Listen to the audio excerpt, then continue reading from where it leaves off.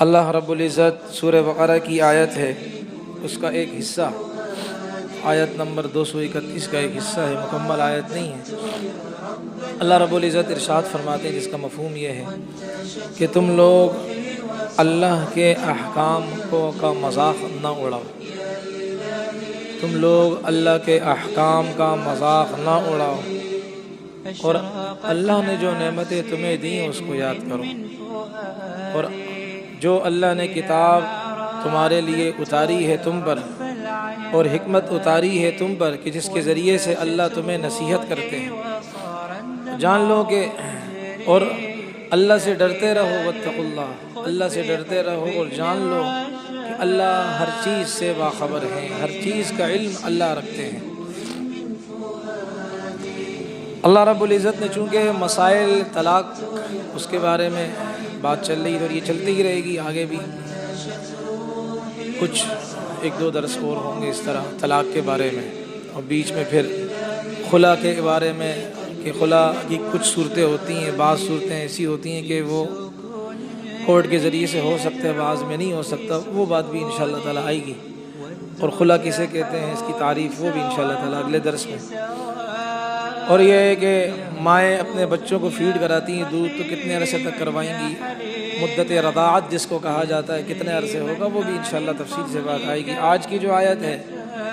سارے ہی آیتیں اللہ کی مبارک کلام کی ہیں اور نہایت اہمیت کی حامل ہیں۔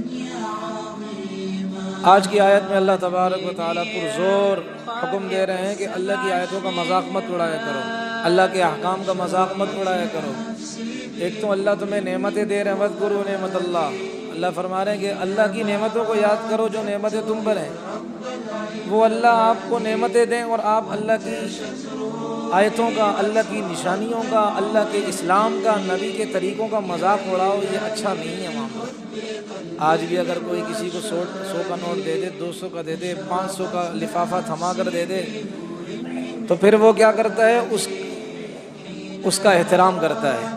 کیوں؟ اس نے میرے ساتھ تعاون کیا ہے۔ اور پھر برے لمحات میں، بری گھڑیوں میں اگر تعاون کرے، وہ تو پوری زندگی نہیں بھولتی یہ بات۔ تو ایک انسان جب دوسرے انسان کے ساتھ نیکی کرتا ہے وہ اس کو نہیں بھولتا۔ اللہ نے تو انسان کو نیکیوں سے لد دیا ہے،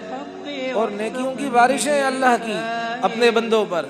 اللہ یہ فرماتے ہیں کہ اللہ کی نعمتوں کو یاد کرو، جو نعمتیں اللہ نے تمہیں دی ہیں، اور وہ نعمتیں کون کون سی؟ بڑی بڑی نعمت کیا ہے؟ اللہ نے کتاب اتاری، کتاب اللہ کی بہت بڑی نعمت، قرآن کریم، والحکمت، اللہ نے حکمت دی، اس سے مراد نبی علیہ السلام کے طریقے، سنت، اور اس کے ذریعے سے اللہ آپ کو وعظ کرتے ہیں، نصیحت کرتے ہیں۔ تو اللہ سے ڈر لو، جان لو کہ اللہ تبارک و تعالیٰ جو کچھ تم کرتے ہو اللہ اسے علم میں رکھتے ہیں، اللہ اسے باخبر ہے۔ میرے محترم، اللہ فرما رہے ہیں کہ اللہ کی آیتوں کا مذاق مت اڑاؤ، کیونکہ طلاق کی وجہ سے نکاح کا معاملہ ہے، اور اب یہ کہہ رہے تھے کہ نکاح کے بارے میں بیان کرو، وہ نکاح والی نہیں ہے۔ چلو تھوڑا ابتدائی باتیں کرتے پھر بات کریں گے۔ اس موقع پر، شادی کے موقع پر بالخصوص، طلاق کے موقع پر بالخصوص شریعت کے احکام کا مذاق اڑاتے ہیں۔ معذرت چاہتا ہوں، آج شادی کے موقع پر بالخصوص، نکاح کے موقع پر، شادی کے موقع پر، دیکھ لیں آپ کے سامنے کیسے مذاق اڑاتے، پوری رات لچر لفنگوں والا معاملہ ہوتا ہے، پوری رات نیندیں حرام ہوتی ہیں، پوری رات اللہ کے غضب کو دعوت دینے اعمال ہوتے ہیں۔ کچھ بھی کر لیں، اس وقت کا اگر کوئی بڑا ولی بھی نکاح پڑھا لینا، لیکن رات کو ہم جو اللہ کو ناراض کرتے ہیں نا میرے بھائی، کوئی فائدہ نہیں، سیدھی بات ہے۔ پھر ہم شکوے بھی اللہ سے کرتے ہیں کہ اللہ کو ہمارا ہی گھر ملا تھا، تو تمہیں اللہ کا دین ہی ملا تھا ذبح کرنے کے لیے۔ کرو نا کافر کے طریقوں کو پاؤں کے نیچے مسلو، کافروں کے اعمال کو جوتوں کی نوک سے اڑاؤ نا، نہیں جی، وہ تو کیوں؟ اس لیے کہ وہ برادری کا معاملہ ہے۔ تو یہاں بھی اللہ کی غیرت کا تقاضا یہ کہ پھر اللہ بدلہ لیتے ہیں بھائی، اس لیے اللہ وارننگ دے رہے ہیں، میری آیتوں کا مذاق مت اڑاؤ، میرے احکام کا مذاق مت اڑاؤ۔ رسول پاک علیہ الصلوۃ والسلام کی حدیث ہے، آپ علیہ الصلوۃ والسلام نے فرمایا، اسی نکاح کے مضمون کے اعتبار سے عرض کر دوں، جو کہ طلاق کا ویسی مضمون چل رہا ہے، ثلاث جدہن جد وہزلہن جد، نبی علیہ السلام نے فرمایا 3 کام ایسے ہیں اگر کوئی حقیقت میں کرے تب بھی وہ حقیقت ہے، یعنی کہ اگر کوئی سیریس کرے تب بھی وہ ہو جاتا ہے معاملہ، اور اگر مذاق میں کوئی کرے تب بھی وہ ہو جاتا ہے معاملہ۔ 3 کام ایسے ہیں، سیریسلی کوئی کرے تب بھی وہ معاملہ ہو جاتا ہے، اور اگر کوئی مذاق بھی کرے تب بھی شریعت کے احکام متوجہ ہو جاتے ہیں، بھلے یہ چیخیں مارتا رہے، ہو جاتے ہیں۔ کون فرما رہے ہیں؟ اللہ کے رسول علیہ الصلوۃ والسلام۔ النکاح، نکاح کوئی مذاق میں بھی کرے نکاح ہو جاتا ہے۔ یہ ڈراموں میں جو نکاح کراتے ہیں نا، باقاعدہ قاضی ہوتا ہے، ہاں بھائی میں نے آپ کو یہ دی، فلاں لڑکی آپ کے نکاح میں دی،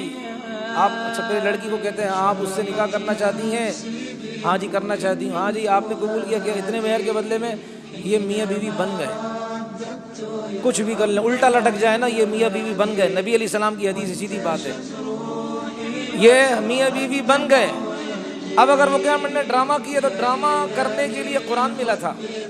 اللہ کے نبی کی حدیثیں ملی تھی، اب سنبھالو اپنے کو۔ اب یہ میاں بیوی بن گئے، مہر واجب ہو گیا۔ اب اگر وہ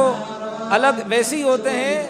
تو یہ لڑکی دوسری جگہ اس وقت تک نکاح نہیں کر سکتی جب تک کہ یہ والا ڈرامے والا شوہر اس کا طلاق نہ دے دے اس کو۔ جب تک طلاق نہیں دے گا تو یہ اس نے چونکہ کیا ہے پہلے سے نکاح کر لیا تھا، اور لڑکی کسی اور جگہ نکاح کرے گی، زنا خالص زنا خالص زنا خالص زنا، جب تک کہ یہ شوہر اس کو طلاق نہ دے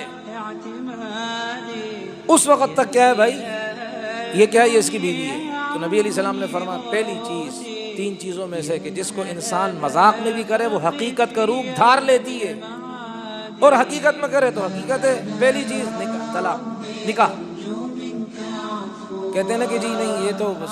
ویسی کیا تھا ہم نے، تو ویسی کو سنبھالو، ابھی ویسی کی تیزی۔ دوسرا الطلاق، اگر کوئی کسی کو طلاق دے دے، مذاق میں دے دے، میاں بیوی ہے حقیقت میں ڈرامے میں رول پلے کرنے، وہاں بھی میاں بیوی بنے ہوئے ہیں، اور ڈرامے کے اندر کیا ہے یہ تکرار ہوئی اور شوہر نے بیوی کو طلاق دے دی، نبی کی حدیث کی روشنی میں طلاق پڑ گئی، بلے اچھلے کودے کہ نہیں ہم نے تو ڈرامے میں کیا تھا، ڈرامہ تو ڈرامہ ہوتا ہے، تو بھائی ڈرامہ ہوتا ہے، وہی والی بات ہے کہ ڈرامے کو ڈرامے میں دفن کرو، اب تمہارے ڈیلائسز ہوں گے، تمہاری انسان کے بچے نہیں بنتے ہو، تمہیں شریعت میں نہیں ہوئی ہے۔ تو اس لیے نکاح ہو، اب کیا ہے بھائی وہ نکاح ختم ہو گیا، طلاق حقیقت میں پڑ گئی۔ یہ ہے بہت کہتے ہیں جی ہم نے جو ہے نا وہ غصے میں دی تھی، تو بھائی نکاح طلاق غصے میں بھی ہوتی ہے، اگر پیار سے تو پیار سے دینے والی صورت بھی میں نے آپ کے سامنے عرض کر دی، دونوں صورتوں میں طلاق ہو جاتی ہے۔ تیسری صورت جو فی الحال آج کل نہیں ہے، جب ہوگی تو پھر وہ متوجہ ہوگی، وہ شریعت کا وہ حکم متوجہ ہوگا کہ کوئی کسی کے ملکیت میں باندی اور لونڈی ہے یا غلام ہے، اگر وہ غلام یا لونڈی کو کہتا ہے جا تجھے میں نے آزاد کیا، ہنستے ہوئے کہہ رہا تھا، اب وہ آزاد ہو گیا، تو کوئی کہے کہ بھائی میں نے تو مذاق کیا تھا، اس میں مذاق نہیں چلتا، نکاح میں مذاق نہیں چلتا، طلاق میں مذاق نہیں چلتا، آزاد کرنے میں مذاق نہیں چلتا، اب یہ آزاد صاحب ہو گئے ہیں، اب تک اس کو نکاح اس کا کیا ہے وہ ملکیت سے نکل گیا ہے۔ 3 چیزیں ہیں یہ۔ اللہ تو فرما رہے ہیں میری آیتوں کا مذاق مت اڑاؤ۔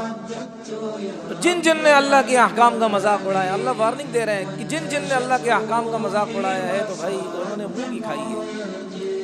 کی کھائی ہے، خصوصاً شادی بیاہ کے موقع پر ہم مذاق اڑاتے ہیں اللہ کا، شریعت کا۔ ڈوم میراسیوں کو بلاتے ہیں، پوری رات میراسی ناچتے رہتے ہیں گدھوں کی طرح، حقیقت بتا رہا ہوں، پوری رات ناچتے ہیں، اور بعض تو ایسے ہیں کہ مسجد کا بھی خیال نہیں کرتے، مسجد کا بھی خیال نہیں کرتے ہیں بعض۔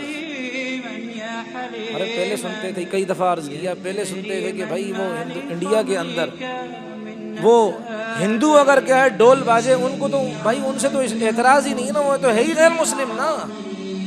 ڈول باجوں سمیت جب آتے، جب جیسے مسجد کے حدود کے قریب پہنچتے اس علاقے کے، بھائی نہیں مسلمانوں کی عبادت گاہ ہے، مسلمان اپنے رب کو یاد کرتے ہیں، لہذا یہاں ان کی عبادت کو چھیڑنا نہیں ہے، ان کو کیا عبادت کے اندر کوئی خلل واقع نہ ہو، وہ اتنا خیال کیا کرتے تھے۔ اب تو ہمارے یہاں ایسا ساؤنڈ سسٹم ہے کہ بھائی مسجد کے در و دیوار گونجتے ہیں، الماریوں میں رکھے ہوئے قرآن پاک گونجتے ہیں،